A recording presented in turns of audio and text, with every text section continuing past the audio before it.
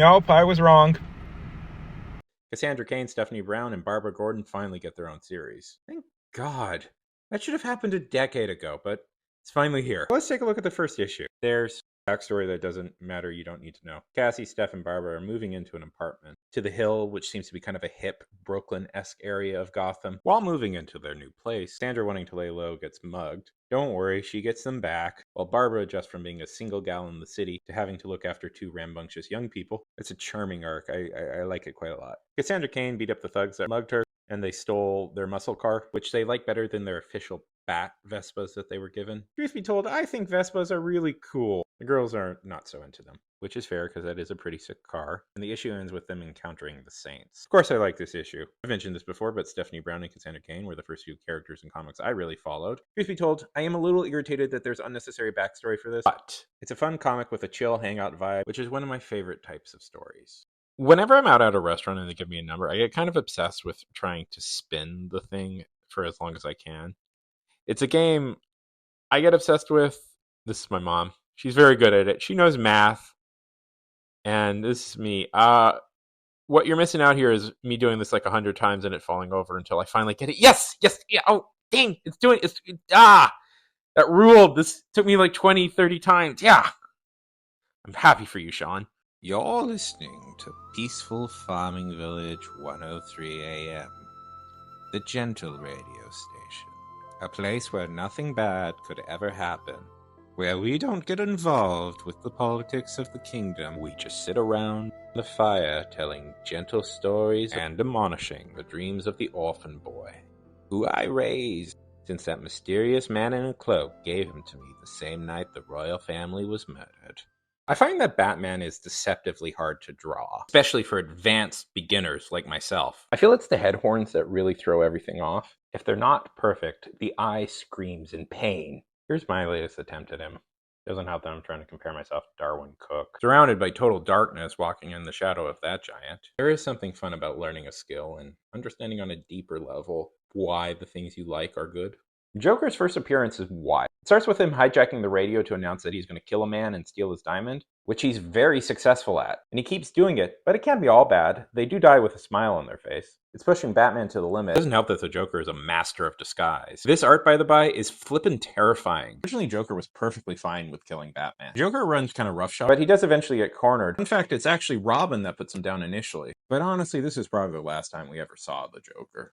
This is not the Kremlin. The Kremlin is actually a large complex containing numerous buildings. This is St. Basil's Cathedral. This information, of course, is really helpful to people at parties circa, say, 2019. And because you were a big fan of Rise of Nations as a teenager, you emphatically insist that, no, this is the Kremlin. Of course, that's just a hypothetical. Zoo Warriors from the Magic Mountain is one of the classics of the wuxia genre, notable for bringing in some Star Wars people to help with the special effects, notable in the West for inspiring John Carpenter's Big Trouble in Little China, and pushing the wuxia genre into a more supernatural bent. It's also, funny. I think one of the reasons it's popular, besides the beautiful cinematography, it's a movie that's not really afraid to have fun. I don't think it gets praised enough for that. It involves a soldier boy running away from a seemingly pointless war. Also, Sammo Hung is in this movie. Not in it long enough. I really like his character. The soldier boy escapes the war into. That's where he finds himself in the Magic Mountain, where he gets roped into helping several heroes defeat the Blood Devil. And just maybe along the way, he can become a hero himself. First time I really started to follow comics was the arc where Stephanie Brown became Robin. Unfortunately, though, that was too short. And I've always really liked Stephanie Brown. She's kind of like the protagonist that I experienced the DC universe with. I have a lot of nostalgia for her. I was curious about her origin, so I read the first comic she appeared in. Detective Comics 647. It's about her complicated relationship with her father. One of the interesting things about Stephanie is that her dad is a supervillain. True, he's kind of a low-tier Riddler ripoff who's not clever enough to leave riddles and just leaves clues. If supervillains existed, this is what the life of their children would be. Stephanie makes the day-glow life of supervillains feel realistic because her father hurts people that he's ostensibly supposed to care about by only caring about himself. Her father actually has kind of a clever plan. He just gets other people to commit crimes for him That's why Stephanie is trying to ruin by sending clues to Batman. Interestingly, Stephanie was originally a lot more cynical. superheroic. Rogues is good for mental health. Also, Tim just has objectively bad music takes. Stalker was a sword and sorcery comic book with art by Steve Ditko, but it was written by Paul Levitz. Apparently it was kind of a last-minute thing. DC wanted another sword and sorcery comic. Paul said he tried to do his own version of the Eternal Champion series. The comic follows a young man by the name of... He actually doesn't have a name initially. He's just a poor boy. Nobody loves him. At one point in the past, he had worked for this evil queen who said she'd make him a knight, but she didn't. He makes a really smart decision then to sell his soul to an evil god. Kind of where all the trouble starts for him. The four comics follow his trials and tribulations in attempting to get into the underworld. They brought him into the modern day mainstream DC universe a few times. I don't know. The thing about DC is they actually have a few of these sword and sorcery comics lying around. They all seem so embarrassed of the sword and sorcery stuff. For my 2 cents, I'd really love there to be like a fantasy comic universe. That'd be cool. Somebody should do that. I should do that. I took a look at Booster Gold's first issue. Booster Gold is a really interesting idea for a superhero. It's one of the first times I've ever noticed them trying to do the celebrity superhero, which is an idea that's been floating around in the periphery for years. And I don't think it's ever been really nailed as well as it has with Booster. And up to this point, I've never really read his first issue. I've known about him like on the periphery of other characters, so I decided to give that a look. I also find it kind of interesting, and it was fun. It was really fun. It was delightful even. One thing I found really interesting is that it's the first time ever I noticed in an older comic that you're expected to know about other comics. Like, they're not trying to sell you on this brand new character who happens to be a superhero. It's expected that you come in here and you know that he's a superhero. And you should have a good knowledge of the superhero genre. So I'm playing Crusader Kings 3, and this is my current ruler, King Joshua and his wife. And they have a little bit of a complicated relationship. They're getting along better now. Scooby Apocalypse continues to be pretty fun. I read issues 4 to 8. It thrilled, it delighted, heck, I even laughed. In this round of comics, we get a deep look into the backstory of Velma. Would you believe she grew up a deeply lonely child? The biggest revelation from this issue is that the uber powerful people that messed with her nanite experiment, they're her 4 brothers, but Velma's disconnect with the rest of the world is causing a lot of tension with Daphne. Daphne kind of blames Velma, not unjustifiably, for the end of the world. The two throughout this series have had an antagonistic relationship. There is this thing called character development that's happening, and both of them are warming up to each other. The most controversial thing about this series is Shaggy's redesign, and I get it. He also looks a little bit like Oliver Queen, right? I'm not the only one who sees that. They really nail Shaggy in this. Shaggy is afraid constantly in this, but he is 100% willing to run into danger. Real creepy danger. The series really nails how he's the heart of the team. I'm just saying, I didn't give this a chance when it initially came out because the designs annoyed me, and I was very wrong. Count Juan Rafael Dante. If you were reading comics in the 70s, you may recognize this guy. The Count here claimed to be a ton of things. A descendant from a line of Spanish nobles, a Cuban freedom fighter. Dante was in fact a fabulist. His real name was John Keegan. He was a hairdresser in Chicago. But Count Dante actually did know his stuff. At least according to things I've read, he did know jiu-jitsu, karate, and was an actual black belt. And he did work for a brief time as the director of the United States Karate Association. He is a big liar, so do take this with a grain of salt. The reason he left the United States Karate Association is because they wouldn't want to teach black people. Count Dante is also one of the central figures of the Dojo Wars. Dante had a rival in all of this stuff. As the founder of the Black Dragon Fighting Society, with the Green Dragon Fighting Society, now, Dante and several of his students stormed the dojo, and in the ensuing melee, one of Dante's students was murdered. It's not the only infamous story that follows the Count. He claimed that he showed up at Muhammad Ali's house to challenge him to a duel. Count Dante has been an influence on weird charlatans, especially through the Black Dragon Fighting Society that he founded. Love Everlasting follows Joanne Peterson. Stuck in a strange cycle. Every time she falls in love with somebody, she wakes up in a new universe, and in the middle of a new epic love story.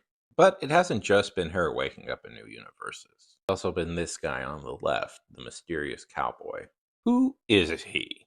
Well, the new issue has just been released, and this is the start of a new arc, just west of love. His name is Jake. He was the shy younger brother of a sheriff, Henry, who was sweet on Joan. Now, Henry was sweet on Joan. He did all the right things. He even asked Joan's drunk father for permission to court her. And the whole time Henry was courting her, Jake was there in the background. A quiet man compared to Henry. But the West is a violent place, and unfortunately, this version of Joan's father gets killed. And then Henry bites the bullet trying to bring in her father's killers. And Jake takes it upon himself to get revenge for both Joan's father and his brother. He may have been quite stoic, but the truth of the gosh darn matter is he loved that girl. And after getting shot by the final killer, she nurses him back to health, and the two embrace and fall in love. Then boom, Joan vanishes. He's one of the guys. This is the first time we've ever seen it from the other side.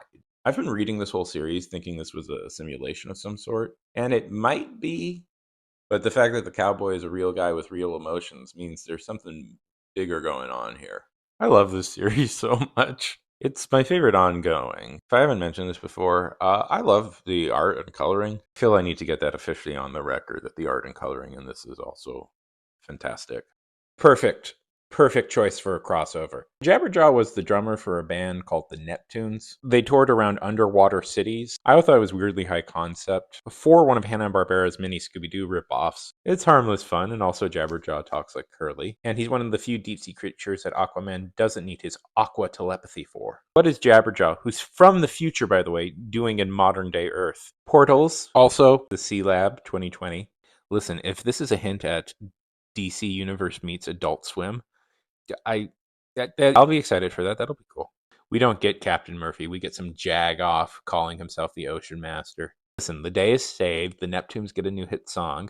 Why aren't more vampires superheroes? They have a suite of superpowers that could stun superstitious supervillains. Is it the blood sucking? Most vampires don't even do that anymore. Well, the All-Nighter seeks to answer this very specific question, as it follows Alex and Joy, two vampires who decide to become superheroes, much to the horror of their clan. Not a clan. Vampire clans have been made illegal in this world. Surprise, surprise, there's actually some political maneuvering in a vampire story. The vampires figuring out they can be superheroes has caused a bit of a chain reaction. This is one of those universes where all other fantasy creatures are real. They're in hiding, of course, but going out of superheroes means that all the fantasy creatures can now just be fantasy creatures if they say they're superheroes and or supervillains. See, in this universe, monsters come into existence if enough people believe in them. It's a pretty fun series. Solid recommend.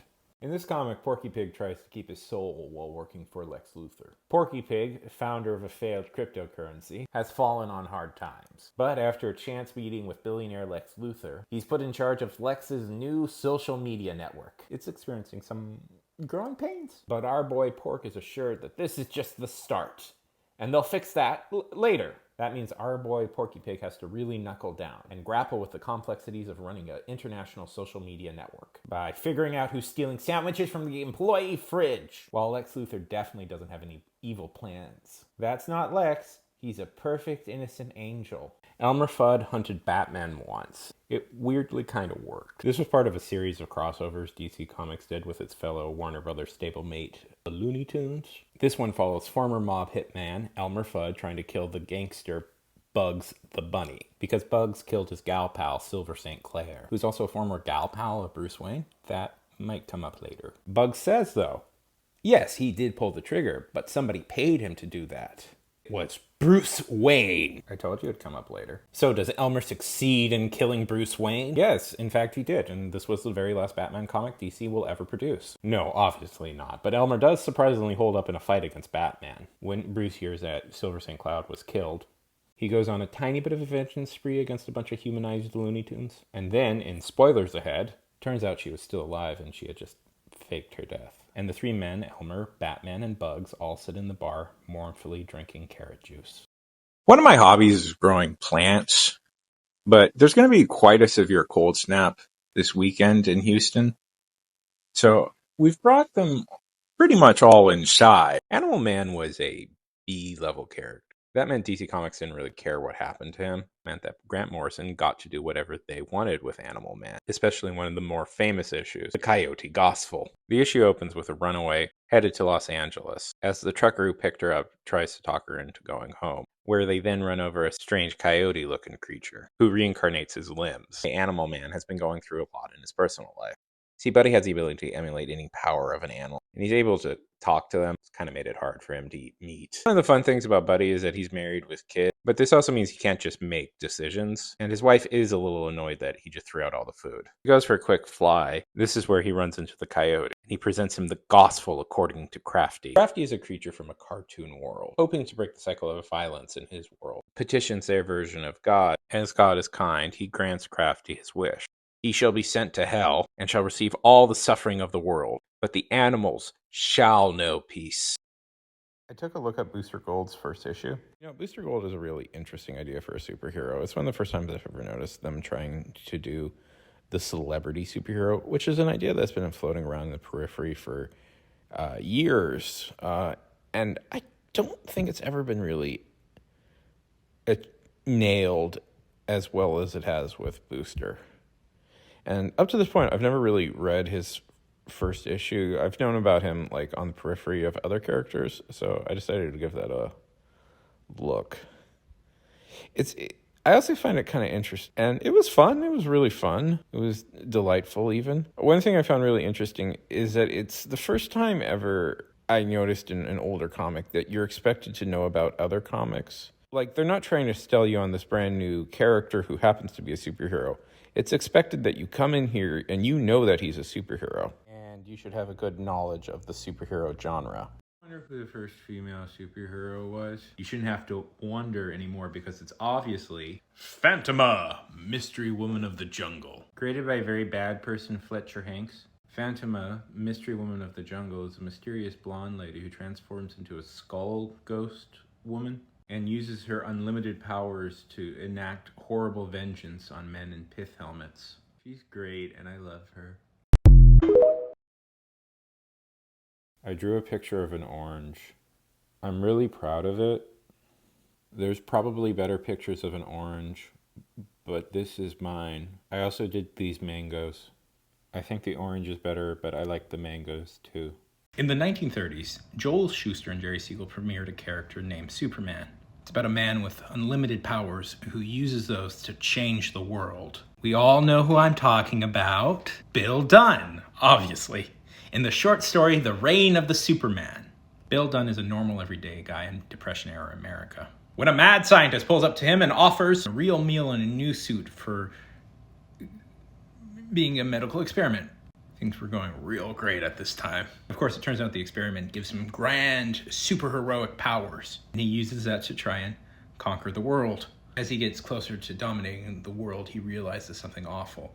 The effects are only temporary. As the effects wear off, he realizes he had the power to help people. He had the power to make the world a better place. And the only thing he really did was just be selfish with the gifts he was given. Then a few years later, the duo went on to create some other character you may have heard of. In your world building, what were some famous court cases?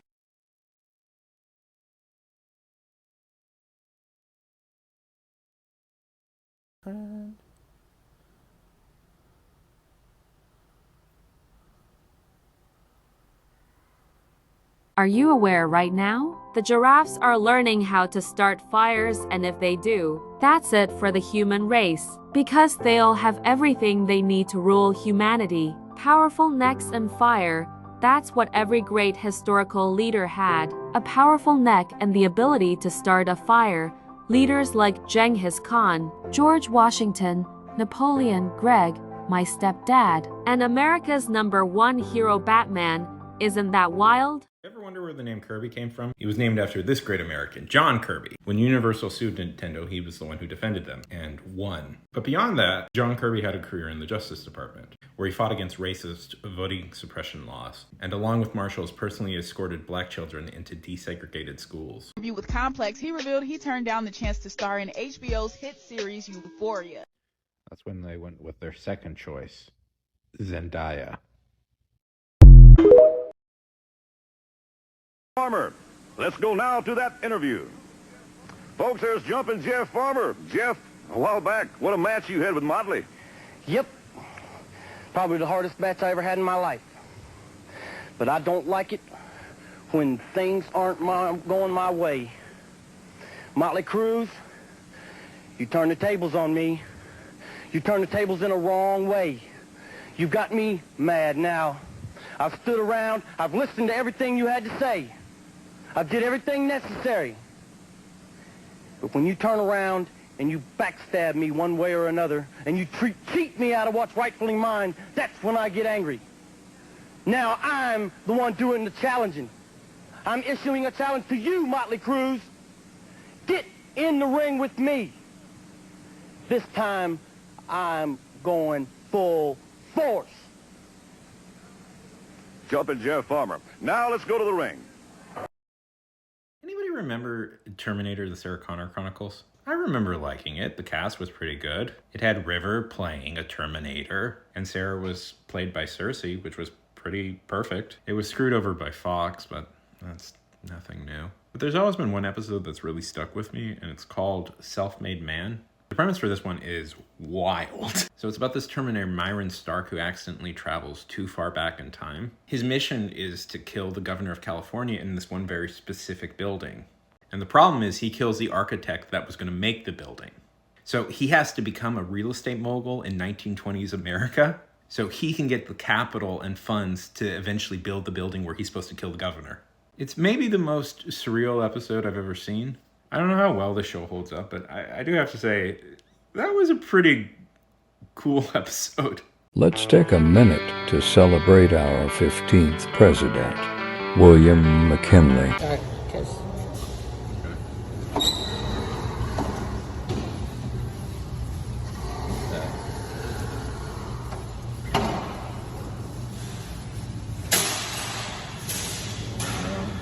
That won't do it. Let's see.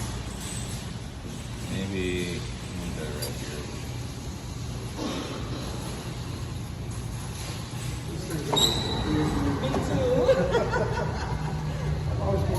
No.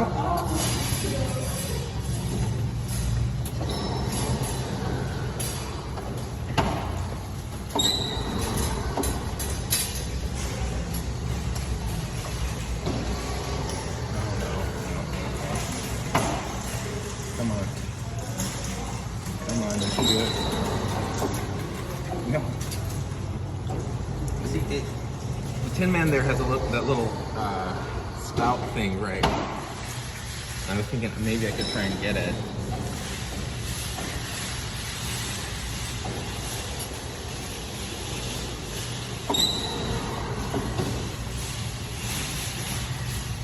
No. Probably not gonna happen.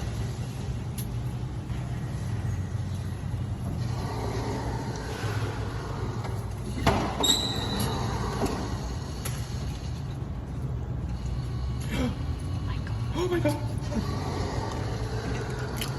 Yes! Yes! Did I film you? Yes, yes. I got it! The Lockhorns is one of those comics I don't think anybody under the age of 50 bothers to read. It's about Loretta and Leroy Lockhorn, two married people who absolutely hate each other. Pretty much the whole premise, it's the same point driven over and over again. Boy, do these two sure hate each other. This one's absolutely hilarious and crushing, and I love it so much. And you think a comic with the main premise, boy, marriage is sure awful and everybody is just terrible, would be written by the most knuckle dragon dude in the world. Nope. And one of my favorite twists of all time, it's written by a married couple, Bunny and Bill. I know there's a very strong temptation to read a lot into their marriage. Everything I've read, they had an incredibly strong and healthy relationship and creative partnership. Bunny still rates it till this day. Perfect villains. I'm going to throw this out there to anybody in the 80s. Anybody writing a story about want to have a country to be the obvious villain. Rhodesia's a pretty good pick. Even the people living there now would be very happy with Rhodesian, like Rhodesian loyalists being picked off. I think I don't think anybody's going to have too much sympathy. Elliot Rosewater has gone mad. The son of an infamous senator and member of the American dynasty, the Rosewaters, Elliot has gone mad in the only way a rich person can. He wants to redistribute his wealth in a novel by Kurt Vonnegut. This is Kurt Vonnegut's parody of the American class system. We learn about the history of the Rosewaters, an ancient family that mostly got by on stealing land and resources and lying about how much they want to help people so they can keep stealing land and resources. The book also follows several other people, including the branch of the Rosewater family that didn't become rich. Fred Rosewater, a sad, pathetic insurance salesman whose family hates him, who sits around and apologizes to everybody. Sitting around and doing nothing, though, is a theme of the book. There are several other very rich people whose only purpose in life is to sit around and make money, then die having led a life of nothing. I like this book, if you can't tell. Elliot is one of my favorite characters in the Vonnegut verse. Not to give anything away, but he does manage to redistribute the wealth.